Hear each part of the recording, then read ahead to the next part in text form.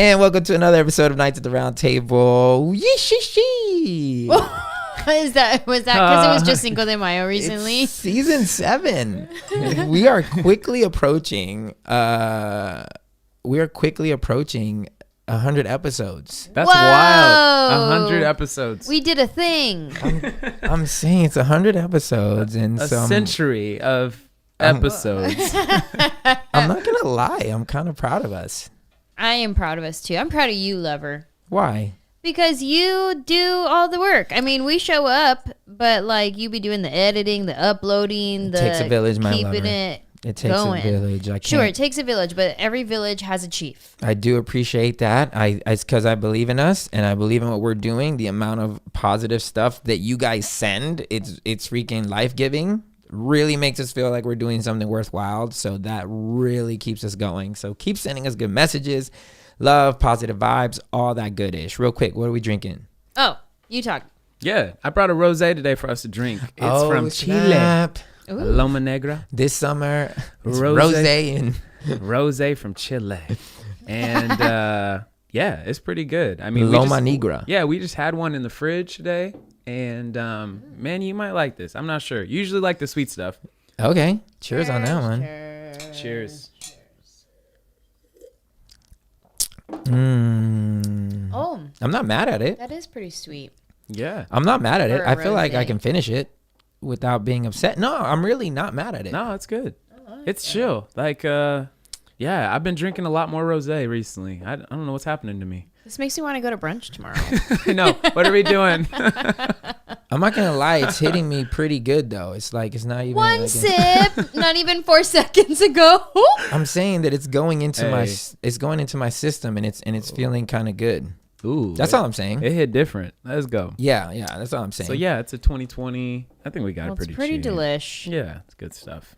Hey, this episode, man, before we get into it, we just want to shout out our Patreon members. Thank you so much. For y'all don't know, we got Patreon that has literally been holding us down anywhere from $2 to $25. It's such an amazing thing. We give you guys extra content. Yeah. We build a community online, which I'm finding out more and more and more.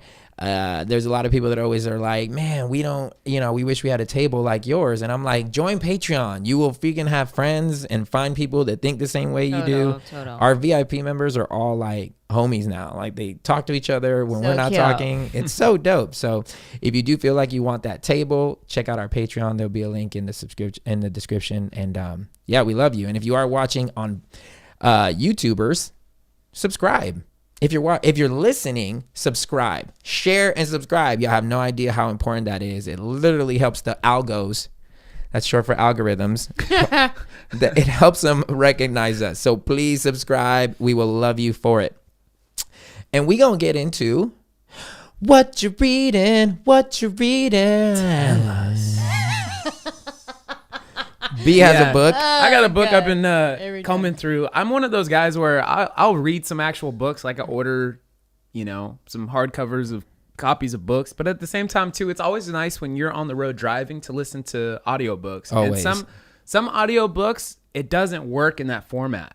And that's kind of one of those things like I slowly have discovered. I'm like, and depending on who's reading the book, you're like, ooh, this guy's voice is way boring. I'm good. But one book I actually bought a copy of it, and I went through the audio book too, is Rob Bell's latest book called Everything is Spiritual.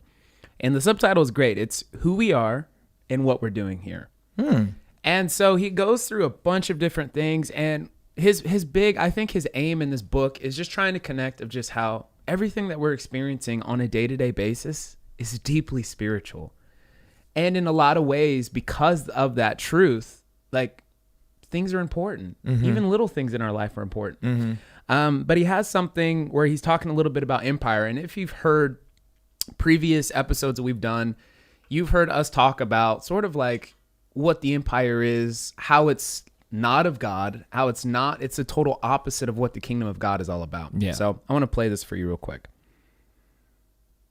I've been slowly tuning in to the spiritual undercurrents present in all our relations, from individuals to nations. But some light went on, something clicked for me when he landed on that aircraft carrier. The Bible was written by people living in the Middle East who'd been conquered by one military superpower after another. The Egyptians, the Babylonians, the Assyrians, the Romans. This Jewish tribe had been on the receiving end of a horrific amount of imperial violence, time and time again. Because of this repeated oppression, the writers of the Bible are very suspicious of dominating empires. There's a line in the Psalms about how some trust in chariots. That line perfectly summarizes the strong negative sentiments of the writers of the Bible. The ones who trust in chariots are the oppressors, the violent, the conquerors who dominate everyone in their path. And in the Bible, you never stop reading warnings about what happens when these empires get a hold of weapons. They can't get enough in their insatiable need to expand. That's the distorted spiritual energy of empire. It can never get enough. That's Thoughts on that? I as it pertains to our country, or do you think as it pertains to just church? I think it's a little bit of both because, in some ways, our country has become the establishment and we are grown to believe all these air quote truths about the history of this nation, who we are as a nation, and in a way, like we spiritualize or justify our dominance. Yeah. And our, like he says, our insatiable need for more, And to me, it's like, that's the antithesis of what the kingdom value is all about. Right. Like it's the exact opposite of what Jesus came to do. Everyone expected Jesus to come and be a leader of an empire and dominate and subjugate all these oppressed people to come and serve him. And instead, he became the underbelly of society. Like instead, he became the expelled of that culture. And he literally took that on within himself and he flipped the whole thing. And that's why the story of Jesus and the person of Jesus is such a powerful thing, because it is a giant like middle finger to the empire, right? We've talked about this on the Sermon on the Mount. That's why the Sermon on the Mount is so powerful, because he's announcing the end of the ways of the empire around him. Right. And that line, it's funny how that line where he talks about, and the psalmist says, hey, some trust in chariots.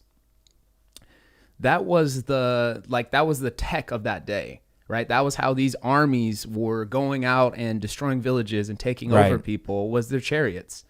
And so he's talking about for those who trust in whatever the greatest military weapon that you have at that time. Some people are going to trust in that. But the psalmist ends up saying, but we're going to trust in our God.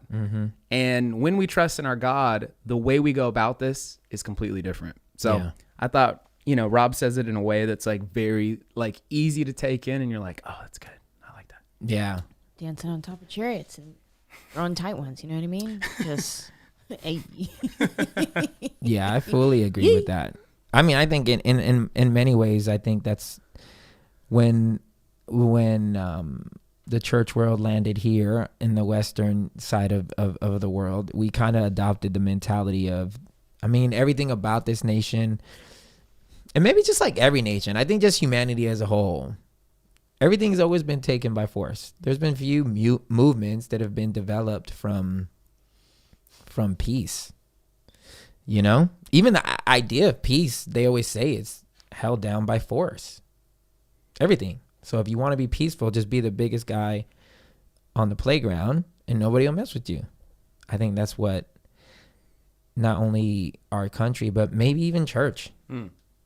Maybe that's why we feel the need to make sure that every pastor always says, it's not Buddha, it's not Krishna, it's not whatever, it's only Jesus. Maybe it's that there's this subconscious need to make sure that we prop ourselves up as the way.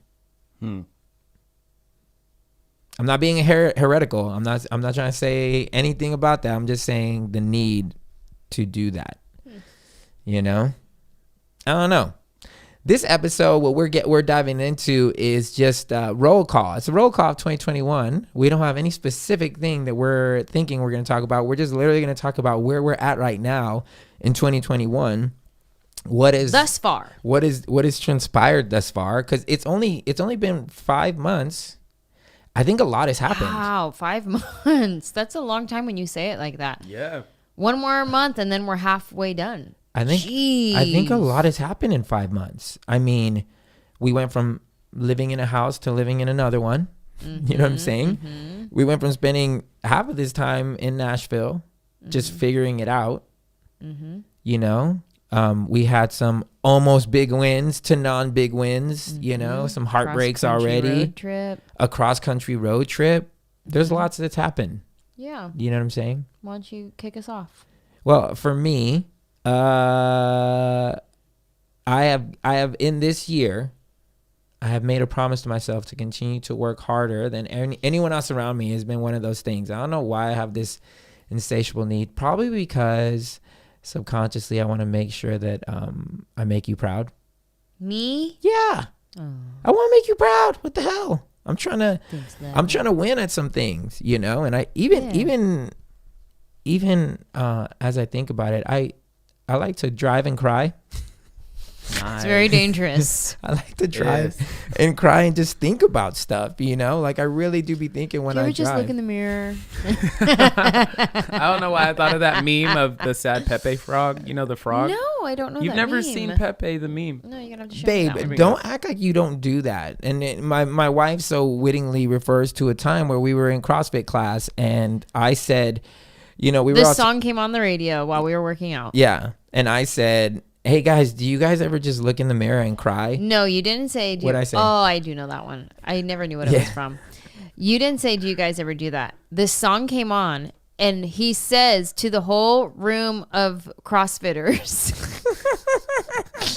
he says, you guys, remember back in high school when this song would come on and you would just stare at yourself in the mirror crying and like to make yourself cry even more? And then everybody looks at Mandy, and I just remember Mikey goes, what?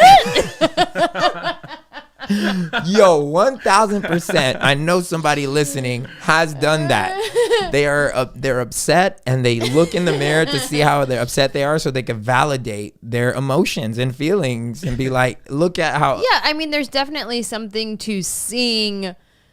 I mean, that's like a kid. When a kid falls and cry, if you do the like reverse psychology and go yay, then they're all whatever. But if you go sad, then they're like yeah, it is sad. And I think same thing when you see yourself, you're like yeah, it is sad. Yeah, you're literally feeling yourself. Like you're feeling yourself. You know what I'm saying? Ergo, why I like to take drives and cry, because I feel like when I'm driving, I'm at my best as far as reflective, you know, being someone who reflects a lot on what's happening. And for some reason this year, the instability of it has made me kind of like, I kind of like it.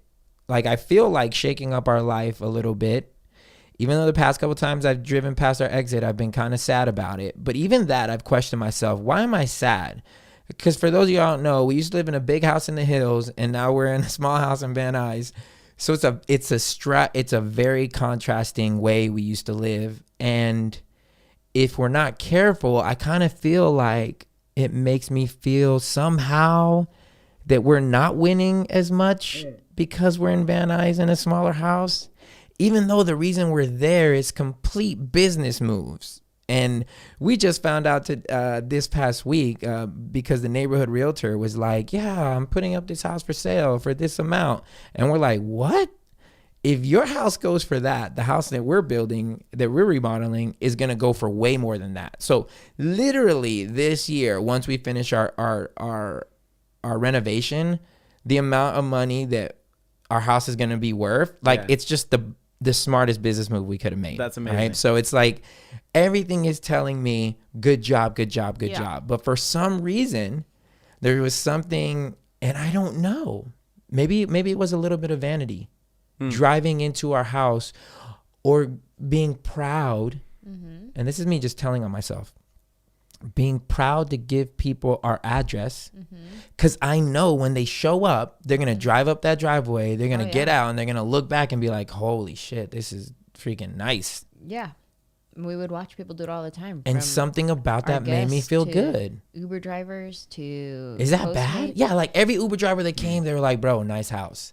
And they would always turn around and take a picture of the view. Yeah. And that would always make me feel special because that was why I bought the house, was that view. Yeah. And so when they would like find awe in that view, Yeah. I would be like, yeah, I know, me too. You know what I mean? Like, oh, just spoke to my spirit. And then also for me, nostalgia, driving through that neighborhood, driving up the hill reminded me of going to my aunt and uncle's house growing up, because they live up the hill in San Jose, in the San Jose hills, and they had a nice house growing up. Yeah. And so it was always like, that was my Aunt Celia and my Uncle Rudy, they had like the nicest house in our family, you know? And so if we were driving up the hill, you know, we were going to Uncle Rudy's house. And so like driving up the hill kind of reminded me of being that kid going to Uncle Rudy's house, but now I'm going to my own house.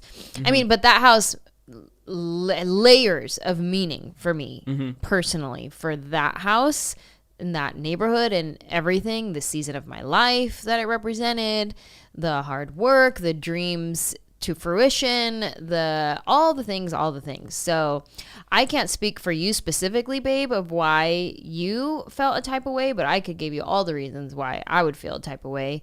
But I've accepted this season of transition and know that this is not our forever. We're in a transition, but I'm taking over your time because I would get into where I'm at. No, I mean, please do. I'm trying to find out, like, I feel like it's a vanity thing. Like, I feel like it's a vanity thing. Because when I try to dissect it, and maybe it's part vanity and part, like, I do like nice things. And I think when it's all said and done, I'd love for us to be in a nice house. It doesn't have a thing to do with cost. It just has to do with what's in that house, where it's at. Like, I'm all about, I always wanted a long driveway. I'm here or there about the view, but because you want the view, then I want the view. But to be honest, a lot of my heart has been like, but I know what that cost. And I'm like, we have to be in a place where it's so easy to pay for that. I don't want to go back to working our asses off just to pay for that. You know, I think I value freedom and the lounge life, the idea of we can go and do whatever we want a little bit more. As much as it makes me sad not having a nice big old house and whatever. Now, don't get me wrong. The house that we're building is going to be nice and it's going to be big. It won't have a view, but it's going to be nice. We're going to have a guest house. It's going to be 4,000 square feet. You know, it'll be our master bedroom is going to be crazy. It's going to have everything we wanted. It's going to have everything that we didn't have at the other house. Yeah. But it will not have the view. And it's not in like... Yeah, because you were saying the other day, like, man, the drive home does not inspire me. Like, it does not inspire me. But I get it. I mean, like, we were driving past beautiful homes and well-manicured lawns and greenery to, like, get to our house in the hills. And now we're driving past Jack in the Box. And don't get me wrong, I love me some tacos, you know, 2 tacos at Jack in the Box. Like, used to be for 99 cents. Now it's like $1.29 because, you inflation. know, But, I mean, we're driving by that. We're driving by, you know, all the encampments. Tell them about the house that bothers me. There's this house that as soon as we turn in, and I just found out it's an old lady. So I'm going to do this. I'm going to freaking do this. She's probably like 80 years old. But she has a white picket fence that isn't so white anymore. And there's probably like 3 or 4 of the pieces of wood that are just falling down. So the fence doesn't look awesome. Yeah. And again, this could be ego, but it bothers the hell out of me every time I turn in or anyone turns in. That's the first thing they see. Yeah, I know exactly what you're talking about. It's a busted fence. Busted fence. So to me, it's not my fence, and I'm going to have to pay for it. But just so that when I drive in, I see a nice white picket fence, I'm going to fix it for her. And I'm sure she'll appreciate it. I'm sure she'll like, she don't care. She literally looked like she was 80-something years old. But I'm like, you know what? I'm your neighbor. You're probably never going to do this. I'm going to do this for you. And it's a little bit for me too. So that at least when I drive in, I feel like, nice white picket fence. I mean, because we got apartments on the other side of it. And I'm like, ugh, I don't know how I feel about them damn apartments. And I don't know how I feel about people parking in front of our house that much. That bothers me too. Yeah. But these are all things that I'm taking a more introspective view on. Like, what is it that's bothering me? Is this an ego thing? Is it an ego thing? Yeah. Lots to uncover there. I'll figure it out on my drives and cries. My Drives and cries. Do you got a crying playlist, like a playlist that I there's do. these songs It's called that just, In My Feelings playlist. I'll just play it. That's and your I'll- YouTube show, babe. Drives and cries. Yeah, like Drives and diners, Cries. dive-ins, and what is it? today. Drives and Drives and cries. Hello, everyone. Today I figured out why I don't like I'm gonna people make- parking in front of my house. I'm gonna make a T-shirt. This Mental fence. note. Mental note. T-shirts coming up on the website. Drives and cries and people over politics. Those are the two T-shirts. There we go. Next. Drives and cries. Oh, Careful, man. I wore people over profit, and people were mad. Got really upset about that. No, capitalism is good. Well, then I'm never going to your show again. I will never support you I in didn't your. understand that. Oh Dude. God. I'm fully convinced, and I've taken a step back from like really engaging, and that's one of the things this year I've done. I've taken a step back as far as how active I am on social media, and it's been so great for me, like Good. getting unplugged, and especially too, like if you've heard this podcast, you understand how I feel very passionate when it comes to things where there is this cross section of faith and culture, Right. and so obviously one of those big things is church. Grown up in church, I'm no longer employed by a church, which will be another thing I'll share in a second. And I just realized that I was getting so frustrated with what I was seeing other church people post.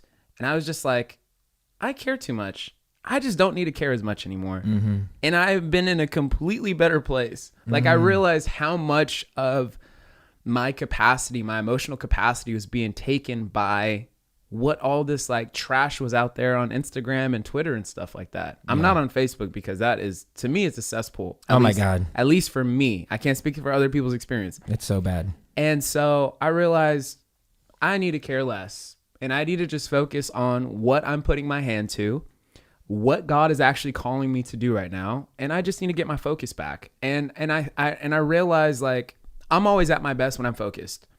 So earlier this year, I was fighting some depression, and that has definitely lifted. And so I'm in a much better place. But the thing for that was the biggest thing that when I'm depressed, I don't have any focus. So I'm kind of everywhere, like emotionally, mentally, all sorts of stuff. And so I can't get the shit done that I usually get done when I'm not focused. Yeah. So like right now in this moment, I'm currently working out again, which is huge for me. I'm waking up early. I'm getting good sleep. I'm eating healthy, and I'm present in all the things that I'm at. And I'm like, I'm focused. I'm in a good place, you know?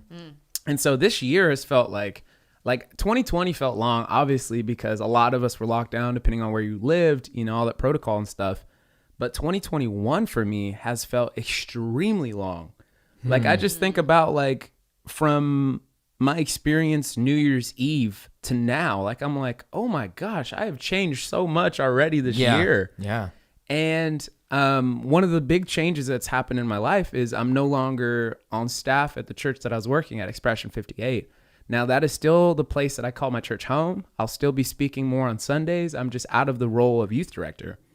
And it was interesting because I felt like, it's like one of those things where I think there's a lot of people, sometimes you're at this like cross section of your life and what you're doing is working and it's good. Mm-hmm.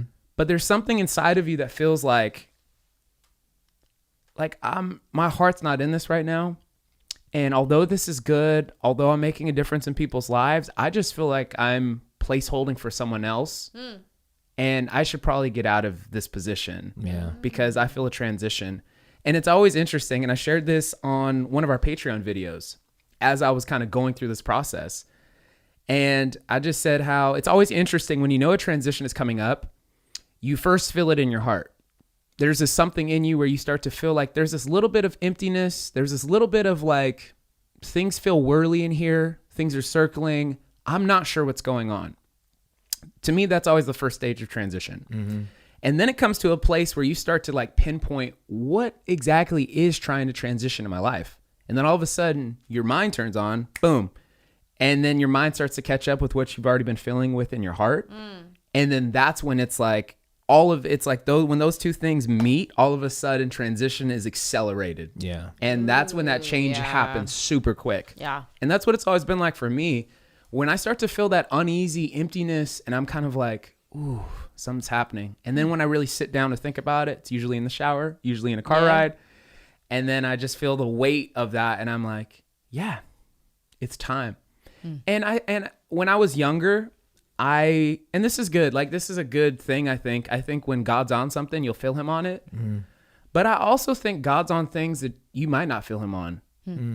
And like, you know, sometimes when I was younger and I was making decisions about like, hey, what's next for me? What's my next step? I always waited to feel like I gotta feel the peace of God, you know? Like I gotta feel this, just like this warm shower of his love and his certainty. And I'm like, and then I'll be good to go. And I think that as I've matured in my relationship with God, I realized that, you know, he works with us. And I think oftentimes we want him to work for us. So we're waiting God to make a decision for us. We're waiting for God to open the door for us. Like, it's all these things where I'm just waiting for. And I think sometimes God is actually waiting for us. Like, he's like, how about you make a move? I am in you. And I think oftentimes that's been a huge shift for me, even within this last month. And this has like been one thing in my relationship with God. And going back to that episode where I talked about coming into the new year, that there is this lie that I realized about myself, was that I really wasn't convinced that God really loved me. And it felt like I was doing all these things to try and like earn his love. And this happened like just last week. There was this huge shift for me. And this has been like the most powerful truth that I've actually believed in 2021. And it's that so much of my Christian life was working for God who was out there or up there. And I'm doing all these things in hope to get closer to him. And the entire time, God is not out there. God is not up there. God is within. God is here. And that's why contemplative prayer is so important. And that's been something that I've just been taking moments. And whether that looks like meditation for you, whether that looks like for you just sitting and just waiting, whether it looks like you just kind of centering yourself and putting your feet on the floor and putting your palms up and just talking with God, whatever it is, the power of that moment is because you're not looking for God out there. You're tuning in to find God within. And that's what I've like really discovered, is that, man, I don't have to work for something that I already have within me. I'd have to turn within and find him. I remember when I got that feeling when that's good.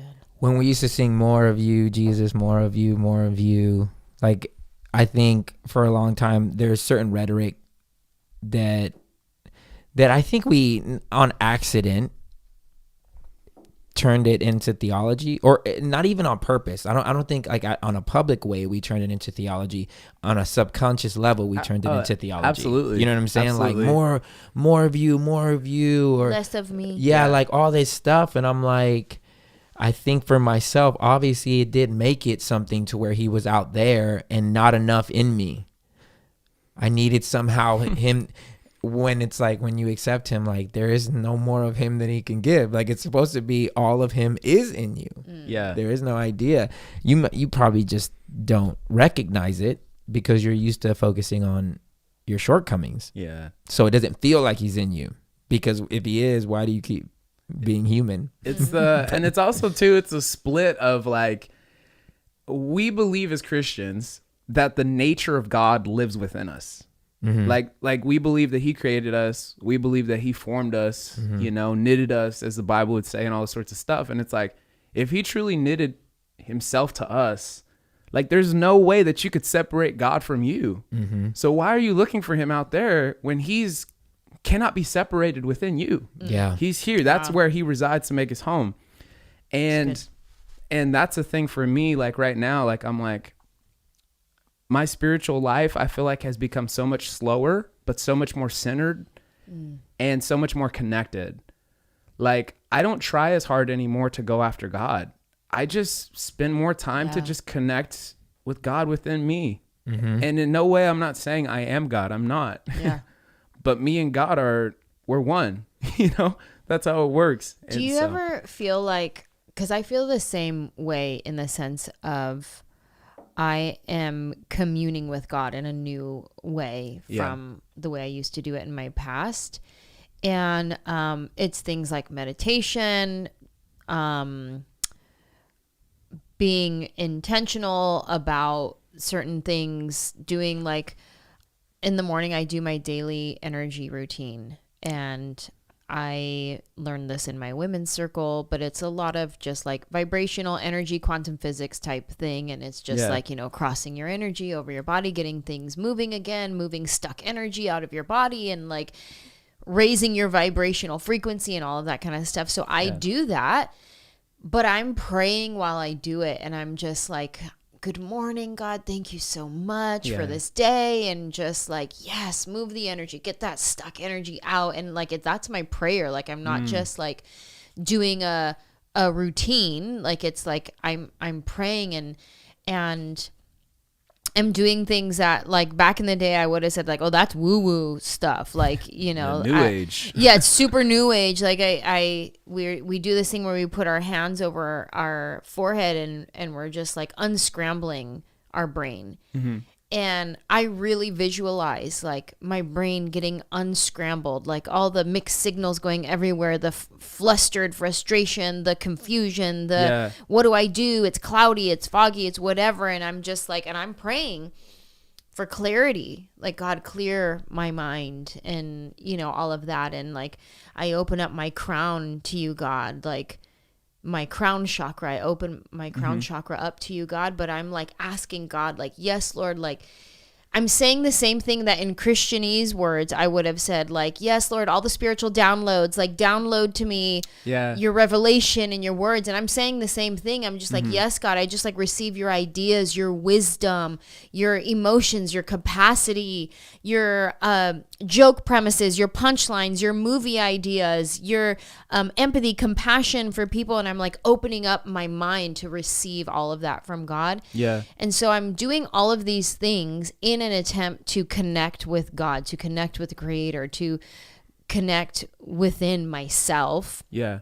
But there are times, getting back to the question that I had for you, where sometimes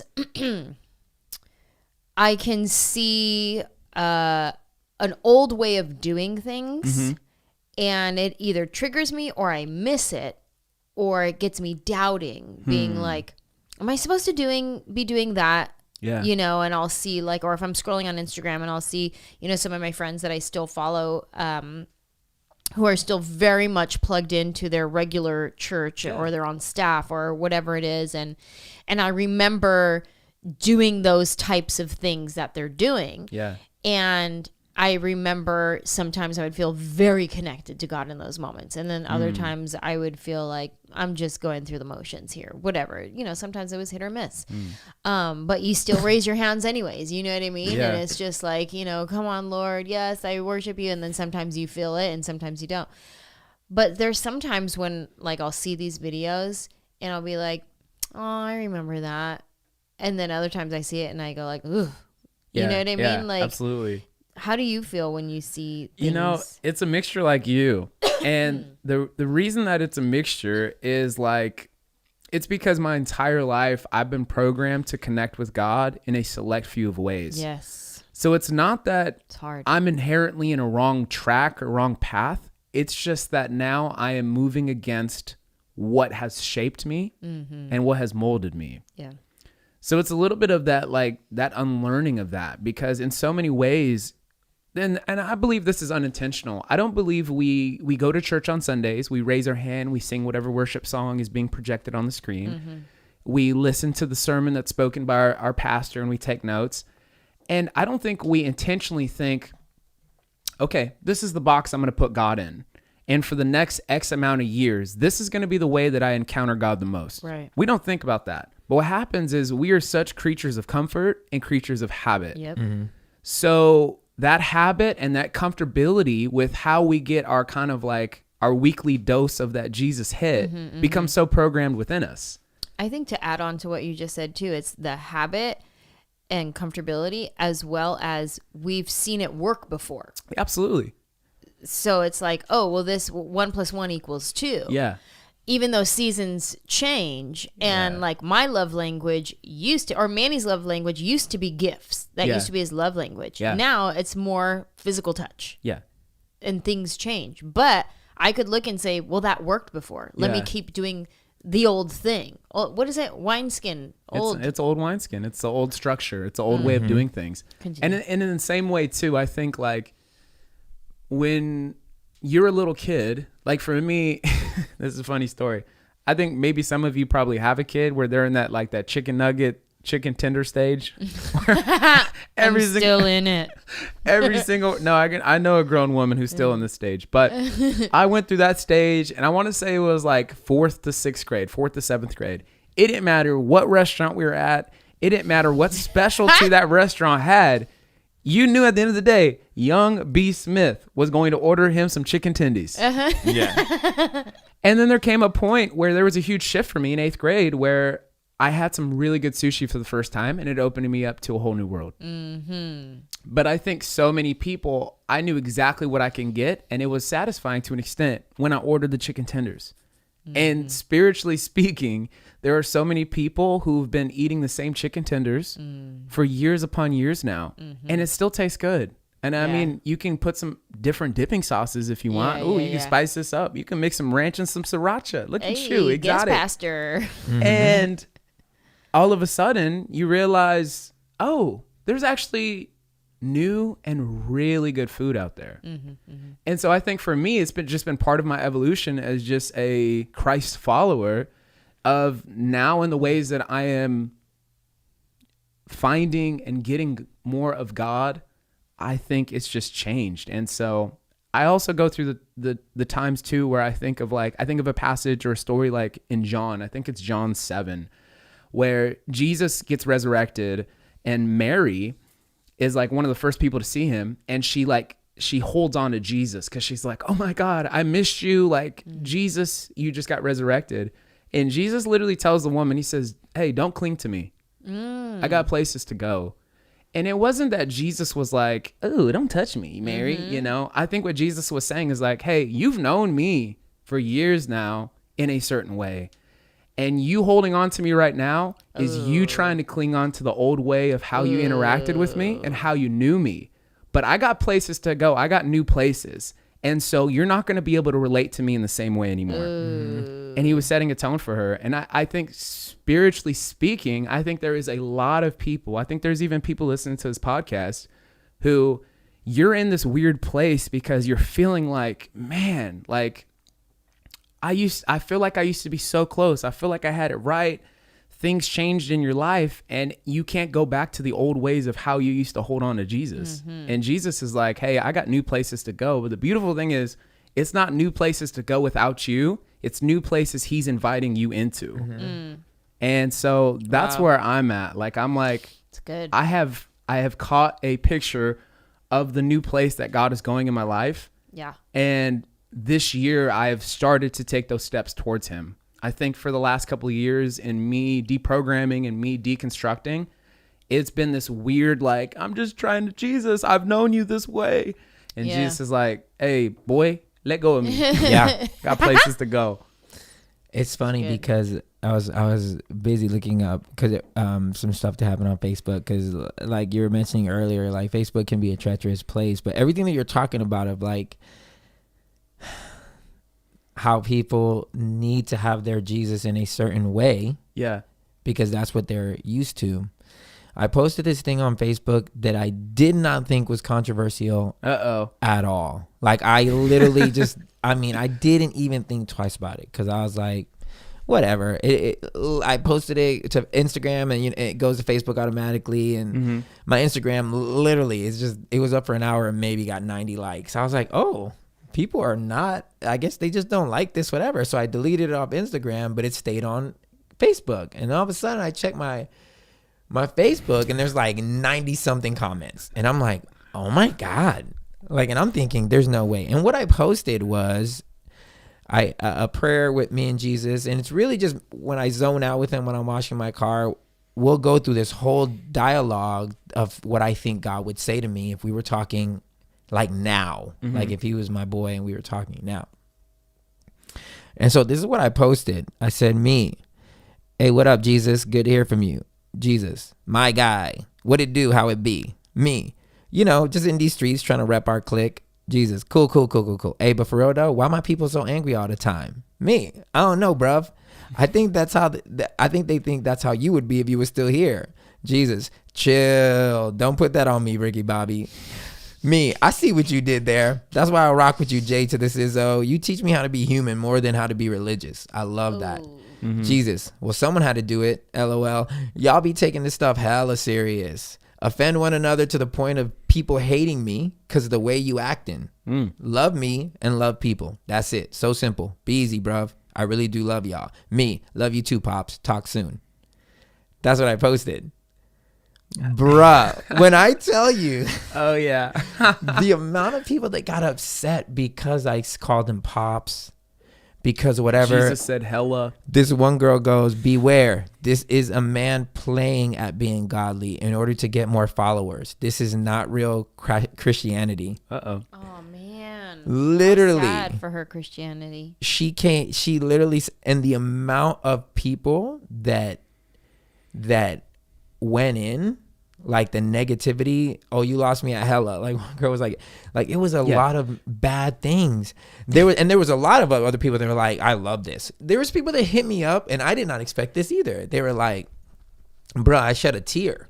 Oh. I shed a tear at this post. And I was like, what? You had me at bruv. That doesn't make any sense. You but had me at my guy. here's what I realized that it was so polarizing and why. Over 600 comments.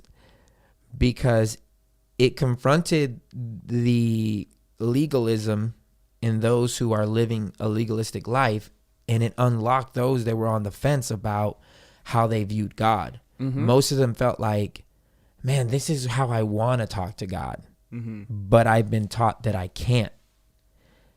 And they were like, it literally made me feel like something broke off. Like, yes, I can talk to Jesus like this. Yeah. And that's why they were like, I literally had a tear in my eye. Now, certain people were like, this is blasphemous. This is what, like, they went in on the comments. Probably spoken to like, where's your fear of God? Correct. Yeah, that was the main holy thing. and mighty. Where's the reverence? Where's the whatever? And I'm just like, I don't. We're operating on two different like Paradigms. Yeah. exactly the way y'all are looking at it, the way I'm looking at it.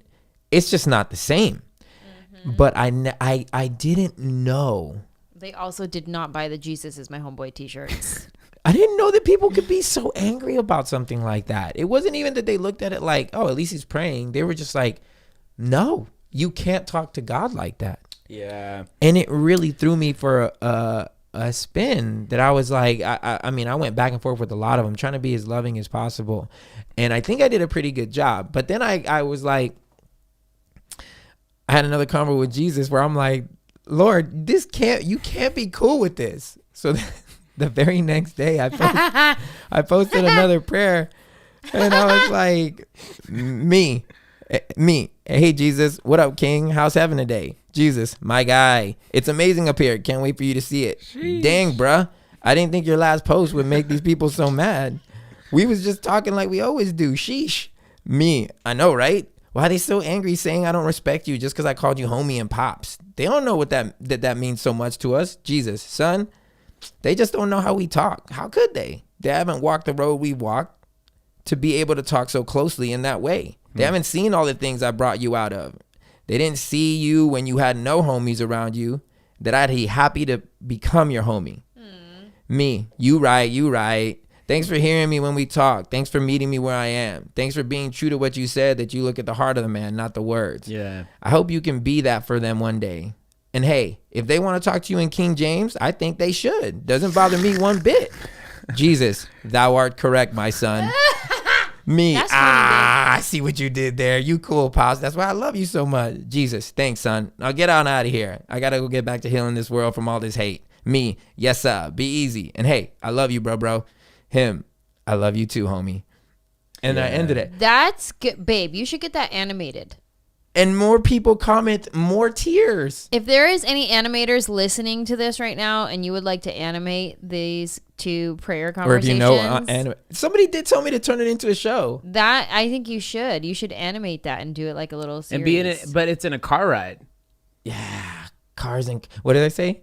Drives and cries. Drives and cries. But it speaks to how And I couldn't believe it, but I was like, how tight does the noose of religion have to be around you that you actually think that Jesus cannot see my heart in how we're conversing and can see your heart? Because the amount of people that commented these horrible things, thinking they're doing it in the name of him, just because they say they're doing it in the name of him, that he can't see through them and being like, oh, you're not here defending me. No. This is not righteous anger. No. This is legalism. Yeah. That's, and like, to me, Jesus's real problems were always with the religious elite and the empire. But Matthew 23, he gives this like scathing critic of the Pharisees. Yeah. And he talks about them because he's like, hey, you guys on the outside, you appear like these beautiful tombs, right? He calls them whitewashed tombs. He says, but on the inside, you guys are full of uncleanness and hypocrisy and death. And Jesus is always talking about, and that's even, I always go back to the Sermon on the Mount, because Jesus is saying deeper than what you say and deeper than what you do are your motives and your intentions. So these Pharisee guys, they have the most beautiful, eloquent prayers. They have all the right words to say. But Jesus is like, yo, on the inside, you guys are dirty. It's not the outside of a cup that makes it clean. It's if the inside of the cup is clean. And so a lot of these people, and again, I'm never in the place where I can see what their motives and their intentions are, but it's often funny, hilarious, and also sad when they are viewing your prayer as something when they have no idea that your intention and your motive behind that is a legitimate connection with God. Yeah. Come on. And that, in Jesus's eyes, is far more important than the words that are said in a prayer. And that's what I was telling. I was like, you actually think that words are the important part? You never cussed in a prayer? It's like, but how do you deal with emotions? The fact that they actually thought words, like someone was like, oh, words are just as important as the intent. I'm like, no, they are not. Oh my gosh, read your Bible. They're literally not. Like, how can you even say that? Like, anyone can say the right words. Yes. Anyone. It doesn't matter who you are. You can be mocking God. Like, an atheist came on there and was literally, and this is why this is so dope. An atheist came on this thread and was like, who gives a fuck what y'all think? God ain't real. And he said it in a funny way. And I replied to him, LOL, you're hilarious. Thanks for your comment. And then another Christian was like, I can't believe you laughed at his comment. And I was like, because it was funny. The timing that he came in on this thread, he's not wrong. It was funny. I was like, thank you for the comic relief. This guy later messages me. The atheist or the comic guy? The atheist. Okay. And says, hey, I just want to let you know I'm an atheist because of your thread of your of things your first prayer. 100%. He's like, I'm an atheist because of everything that you saw on your thread. That's why I stopped following God. So ugly. And he's like, I'm gay. I'm a man. I'm gay. I'm an atheist. And I just wanted to let you know I saw how you handled everyone. And he's like, I don't like God or church, but I like you. And I think you're a good dude. And I just want to thank you for being the way you handled other people and the way you handled me. And I'd love to talk more. Oh, that's cool. If you're listening right now, we appreciate you. And we know a good church that you could go to that is very welcoming of LGBTQ if you do want to learn more about God. I just thought it was so dope that I was like, I'm reading all this bullshit. Yeah. And then this guy who came on to freaking make fun of us. Yeah. Is now saying, I'd love to talk more. Yeah. And I answered one of the people back. I've been answering all of them that keep coming hard at me. I keep messaging them. He got time. I'm like, hey, I want you to come on my podcast. I want you to come on my podcast, and so that you can put your opinion on what is the word that I use? I want you to put your opinion out there so that it cements it, so that you can let now everyone look at your opinion because you feel that you are so certain that you are correct. I would love for you to come onto my podcast and tell everyone why you feel you're so correct. Since you seem so sure. Yeah. Nobody has accepted it. no, I can't.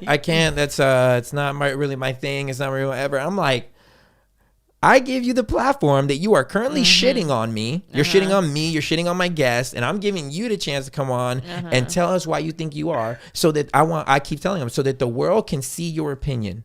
Yeah. Since you are so sure you are correct, please come on so that we can have a conversation about it.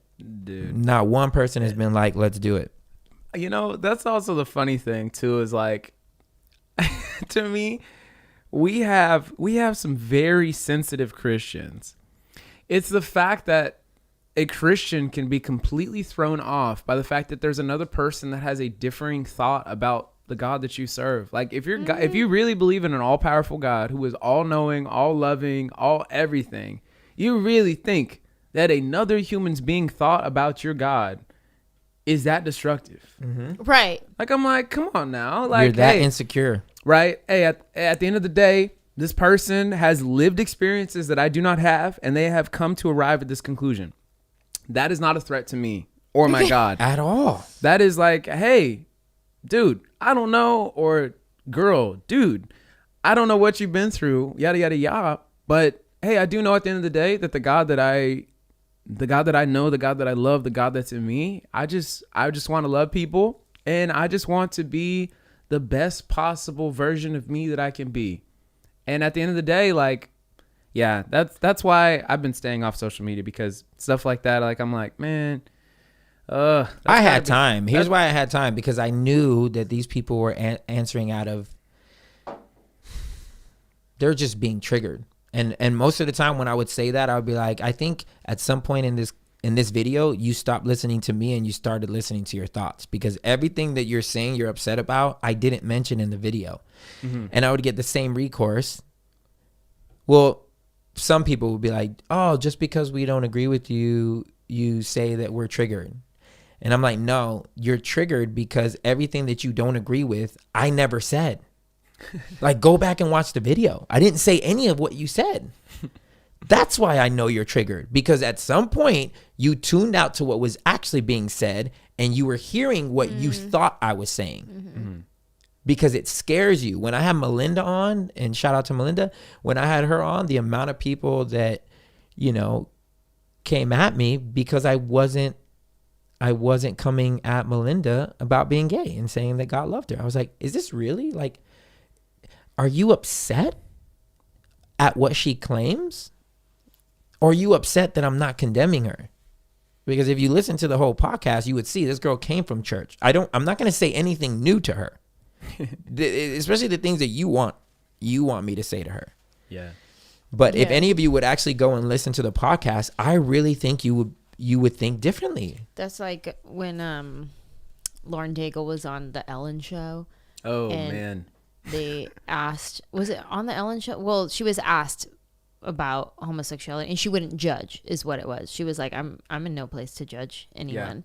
Yeah. And then they came for her because she wouldn't judge. I feel like sometimes that the mood, the energy that they're on, and this is what I genuinely feel, the amount of anger that people bring to this conversation and to all conversations whenever they feel upset about or there's a disagreement. I feel that the anger that they bring is almost like they have so much hate for themselves in their life that they need somewhere to put this hate on. Oh, like they need an enemy. Yeah. Because if not, then it's just the hate's just gonna eat them up. It's as if these people are stealing a place from them in heaven. Like that's the vibe. I did a Patreon video. They're about stealing this. a place from them in heaven. They're also stealing their job here in America. That's like the energy. Took our jobs. It's like these people are gonna take our place in heaven. So I need to fight so hard to let them know that they're not gonna make heaven. Right. You know, and the other thing too, I commented this. Actually, this was like 2 Patreon sessions ago. I talked about this because at that time, the Lil Nas X song had come out, and in the music video, I'll describe it for you if you don't want to see it or you haven't seen it. Is he essentially descends into hell on a stripper pole and he gives Satan a lap dance, you know? And conservative Christians, they lost their mind. They're like, oh my God, this is the guy that's influencing our youth. we're going to ruins. God, come back quickly, you know? and it was funny because I was talking to my sister about this, and she's like, hey, what are your thoughts on it? I'm curious. I'm like, I thought it was hilarious, first of all, because I was like, although this isn't the same picture, this is essentially what Christ did. He descended to hell, and he took back the keys from Satan. Didn't give him a lap dance, but I don't know what he did, but it was something. We'll take it that. And I was like, this was perfect timing because this is around Easter too. I was like, it's a modern day Jesus, you know? He was filling in the blanks. It wasn't written in the book. He filled in his own blanks. But I told my sister, I just said, you know what's hilarious about this? And I'll actually read the text because I felt like sometimes I'm a much better writer than I am speaker. And so anyways, I just said, you know, hey, the video itself, like, it wasn't like I wouldn't put it in my favorite music videos ever. But hold on, where is this at? I thought it was creative. I was like, there were certain parts I was like, ooh, oh yeah, I don't want to watch this. And so it was creative. This is what I said. I just said, you know, conservative Christians can be really whack because it's easier to fake care about some quote Satan than it is to care about actual evil happening in their neighborhoods and the literal hell that others are currently experiencing. I said most of them are whack because they need an enemy because they aren't actually fighting any real battles against darkness. And I said, you know, and then Oh, that's deep. I go, They're not fighting any real battles. So it's like, because I feel like such a loser and I'm not doing what I was actually supposed to do and why I'm a part of this Christian family, I'm actually supposed to be defeating like the Son of God. It says that Jesus was manifested, that he would destroy the works of darkness, right? And so in the same way that Christ came into the world, we are in the world. So our lives are literally supposed to be manifesting to this world around us where we are destroying the works of darkness. But because we aren't destroying the works of darkness, we have to fake care about some little small ass battle that's happening on a cultural level. Yeah, that's interesting because I called one of the dudes out that was so like adamant about Melinda not being real, her love for God or God loving her. Yeah. And I was like, That's he was adamant about living in sin, whatever, God hates sin, blah, da, da, da, da, da, da, da. And I was like, hey man, that's just the difference between you and I. Like if you were interviewing her, you would approach it the way you're talking about, quoting as many scriptures at her and whatever. The way I approached it was completely different. And that's okay. That's what makes you, you, and what's me, right?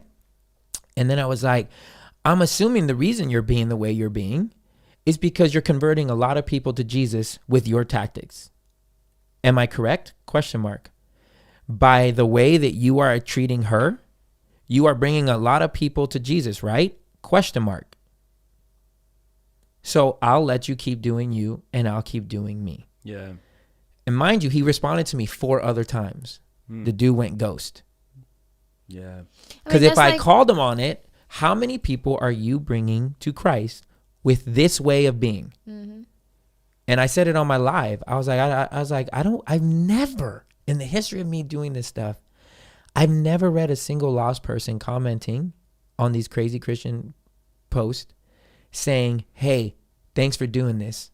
I now believe Jesus. You have never. Oh, man. The only people bigging each other up are more zealous Christians, but not unbelievers that are like, man, you know what? You made a good point. I think I'm going to start following Jesus now because you called this guy so many bad names. They are the virtual turn or burns. Yeah.